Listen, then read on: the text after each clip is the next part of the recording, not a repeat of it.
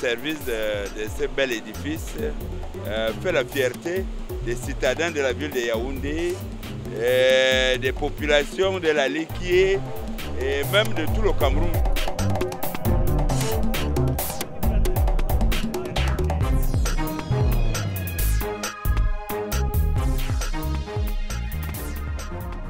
On n'a même pas l'eau. Nos rivières se sont gâtées. On n'a pas de courant. Bon, et que nous sommes les donateurs. Nos enfants même ne travaillent pas ici. Bon, on a supporté parce que c'est notre gouvernement. On ne pouvait pas faire les dégâts que tu vas fermer la barrière pour que tu viennes faire les dégâts ici. Nous-mêmes, nous sommes fiers du projet, mais nous ne voulons pas faire les dégâts. Mais lorsqu'on voit les autorités du projet, on croit que ces gens-là vont nous prendre comme les donateurs. Il y a même eu la malchance, comme je peux dire, parce que quand on disait que les travaux vont venir nous aider, on s'attendait que quand le barrage sera fait, quand le travail de pont sera fait, nos jeunes auront le travail.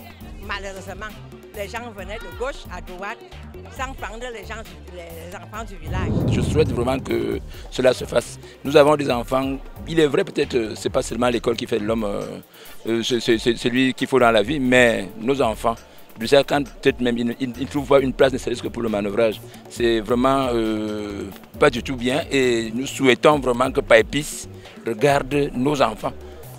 Paipis regarde nos enfants et à tous les niveaux. Il y en a quand même qui peuvent aussi se battre à quelque niveau que ce soit.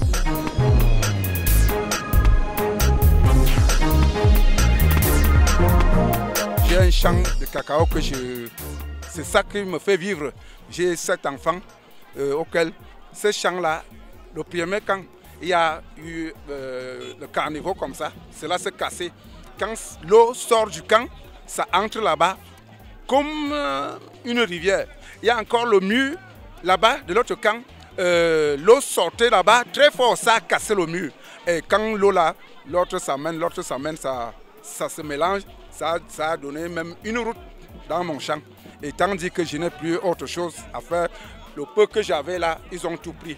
Et encore, lorsqu'on a tout pris, je suis fier. Mais on nous avait demandé qu'on devait nous payer, comme les donateurs, 300 francs le mètre carré.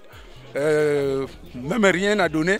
Même un morceau de manioc, on n'a même pas eu jusqu'à présent. Nous sommes touchés par le projet à cause de l'eau qui est évacuée à Nala.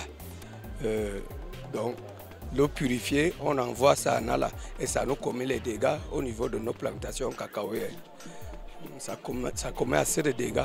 Et ces dégâts, à pareil moment-ci, on attendait qu'on allait d'abord résoudre ce problème. Mais jusque-là, ce n'est pas résolu. On va faire comment? La cacaoyère qu'on s'attendait, les premières cabosses qu'on s'attendait, que ça devait nous aider pour amener les enfants à payer la scolarité.